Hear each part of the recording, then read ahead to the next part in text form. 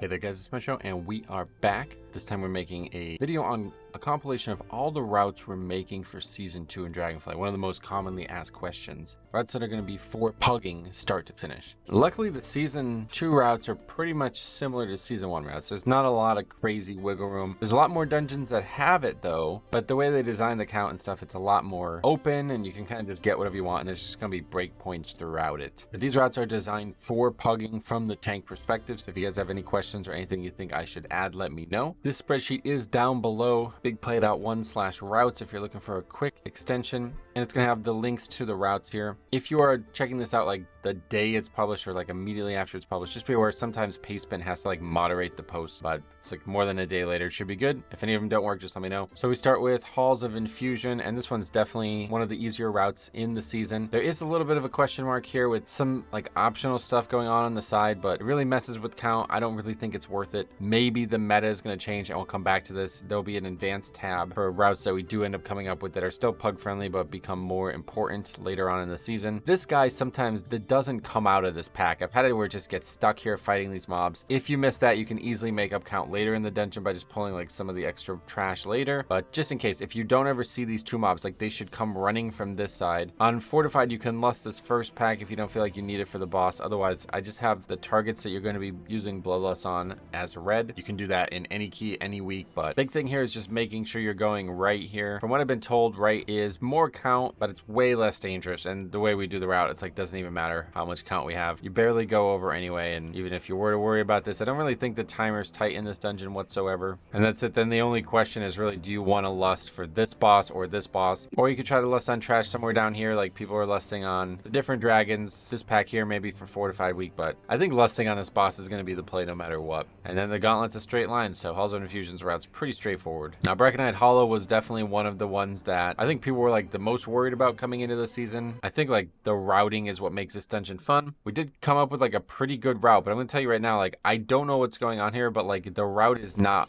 accurate. It's not 95%, and I think I'm even like adding a pack or two that I'm not pulling, so I don't know what's actually going on here. But if you need any references, I have like a ton of them already streamed. I will just go through it quickly with you so you understand exactly what I am pulling and what I'm not pulling, and if you identify what I did wrong in the route or my mistake and it's not MDT's mistake, just let me know and I'll fix it and upload a new one. But it's super simple. You basically just want to get a really big pull on the start. There's going to be a totem here. I would definitely recommend lusting on the first pull, like lust the second the key starts, because on Fort Week you will have a backup for the boss. It might not be at the start, but it will be during the boss. And then like the big decision early was like, should we go left or should we go right? And you can go left. It's again way shorter, but the trash is like so much more dangerous, like way more dangerous. This part doesn't matter. I put a little post here. It does not matter. Don't worry about what you pull and what you don't pull. Pretty much just run in a straight line. There's going to be a bunch of trash. Pull it at your leisure, however you feel most comfortable. Try not to pull too conservatively because a lot of this trash just does nothing. There's a lot of this like small trash, which I don't fully understand what's going on with either. And maybe this is something that's going on with the route. I have no idea, but like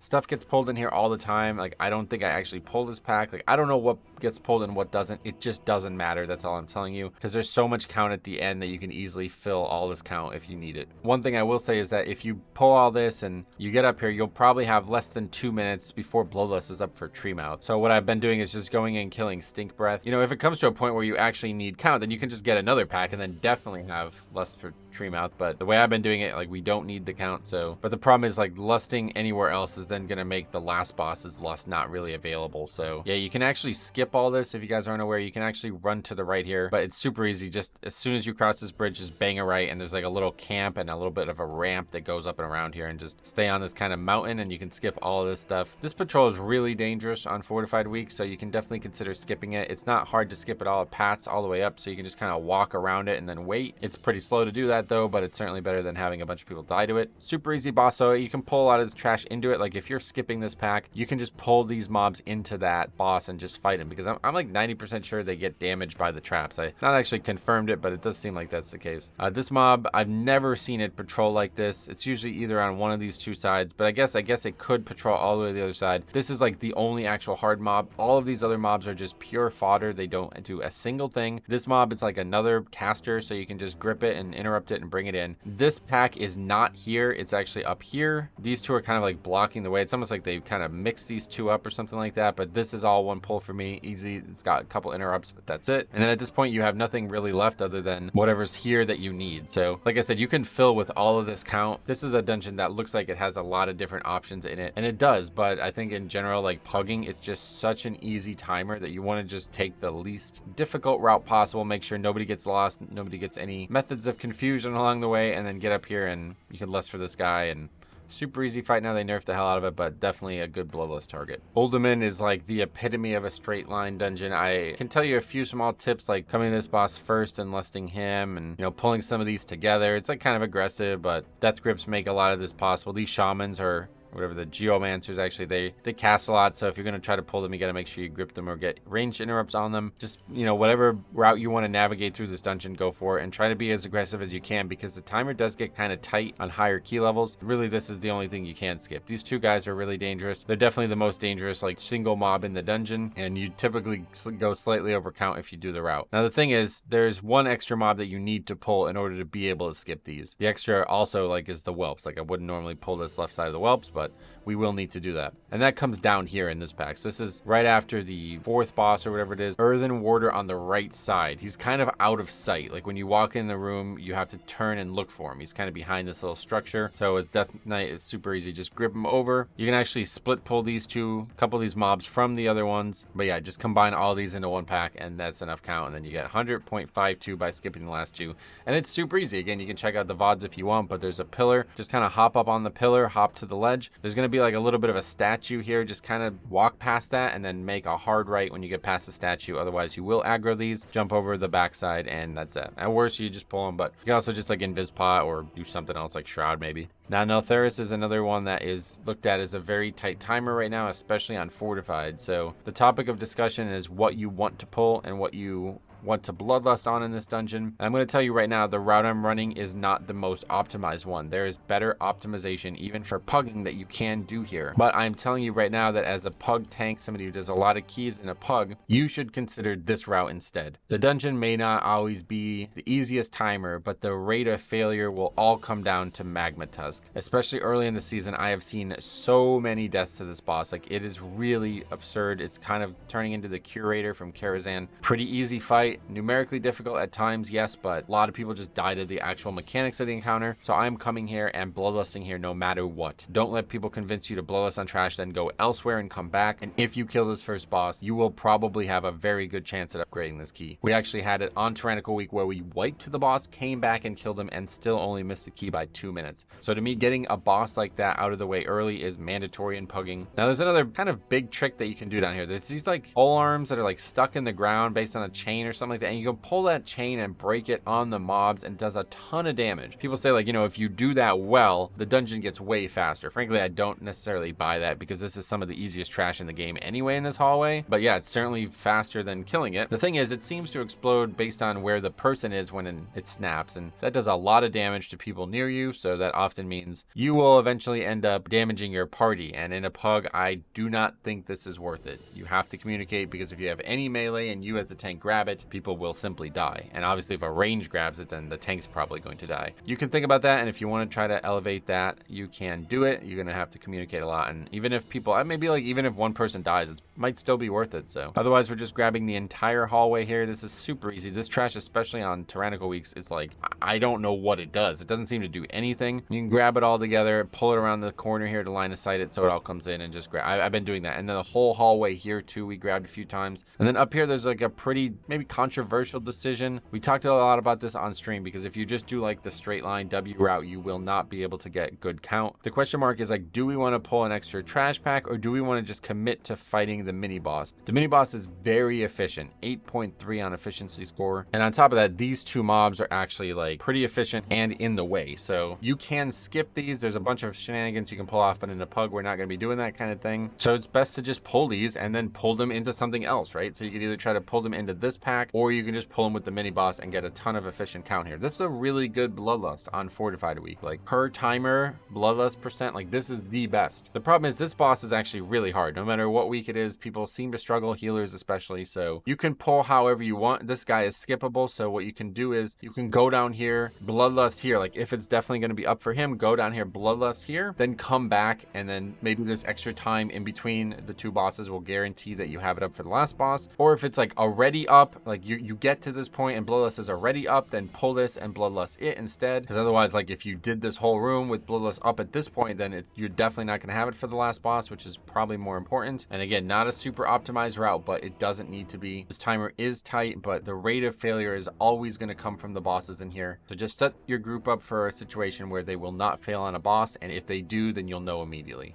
Neltharion's Lair really doesn't even need a discussion. There's almost nothing going on in here that you would ever consider. Not really much that can be skippable though, so I would just recommend going like straight line and just taking the luck out of it, because again, a lot of the bosses are going to be walls. People used to like come and pull all this stuff as well and then skip some of the other stuff. Like this pack is like heavily skipped, but it's just the same mobs you're already fighting. It's a breaker, a pelter, and a shaper. These are the same mobs you'd be fighting up here. I never really understood why people insisted on skipping that, but I think in Legion count was different. But yeah, this route we do it almost exactly 100%. It's like that's as good as you're gonna get, right? You don't really need to overthink this dungeon. Now Freehold, another one, famously route heavy, route sensitive. I think a lot of the memory of this though was gonna be in season 4 Battle for Azeroth, where there was a lot of different options with the obelisks. This route is really not that complicated in Freehold. Even though there's a ton of trash in the dungeon, you have to pull a lot of it. Like it's not really that optional. And especially now that you cannot skip this last pack anymore because it aggroes with the boss, you will pretty much have to do this route. Like there's not a lot of options. Couple optional things are, do you want to do this massive pull at the start? Back in the day, we used to shroud this. Like this was a mandatory shroud dungeon. You would bring rogue to every key and you would shroud all the way to the first boss. We would skip every single pack. We'd do this first and then go right to boss with Bloodlust. And that was really efficient. So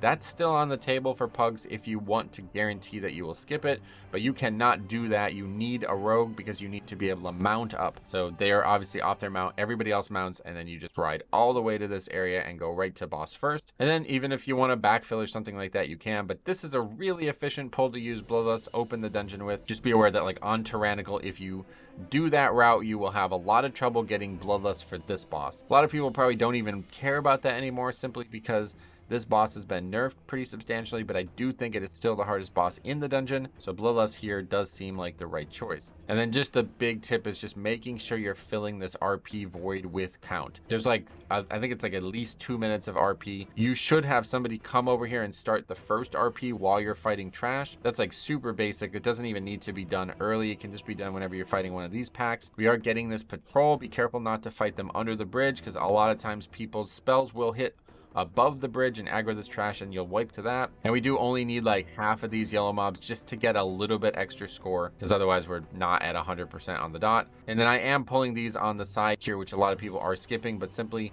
as a Blood Death Knight, the only danger in either of these packs is going to be the officer here, and you could AMS his major ability. So I'm just pulling this all together, utilizing that spell that they cast on themselves that makes them kill themselves or whatever. And just, yeah, this trash seems really efficient to me, but it is very dangerous. Underrot, another super basic one, but I will give you a tip that always lusting on the first pack, no matter what the week is the right play. If you ever think lusting on this boss is needed, I don't know what you're doing in this dungeon, but this is probably the easiest boss that's ever existed in Mythic Plus in the state it's in. It was extremely difficult at the start of BFA, and then they nerfed it so substantially that it's no challenge whatsoever now. So definitely just lust to get it going. You're going to see a couple of those types of dungeons this season, so just get it going. You do want to pull this skip off. It used to be like, I feel like it used to be harder, but yeah, you just run it. There's like a little tree almost. It's like a spore pod thingy. Just run right into it and then just kind of slide to the left of it. I added these to the route because people just constantly aggro them anyway. It doesn't really change the route, but now we go slightly over count. In a pug situation, probably just add them to the count. People always aggro them, and it's because of these blood swarmers. So these mobs will charge you if you're out of a certain range. So if you're in melee range, they're going to melee you, but if you're like 10 yards away, they'll just chase you, and if you're 11 yards away, they'll charge to you. And this causes people to absolutely freak out, backpedal, do all kinds of dumb stuff, usually aggro this pack. You can pull this room however you like though. Really, it used to be really dangerous, this room, but it's just not anymore. These guys, you want to try to stop their frontal, that is still dangerous, but otherwise it's just these guys. That's it. The only thing that really matters in here, and especially especially as Blood DK with all the extra grips and stuff now. It's just, I don't know, this room feels like it used to be hard and it's just not anymore. But the big trick here is just making sure you have Bloodlust for this. So a lot of times that will require at least this pull. Sometimes it'll require even more than that. Like, depending on when you lust and how it goes, like, you can absolutely end up seeing this boss with Bloodlust still on cooldown. And at that point, you probably should just use the time to kill this boss and then come back with Bloodlust. Just don't forget, like I did.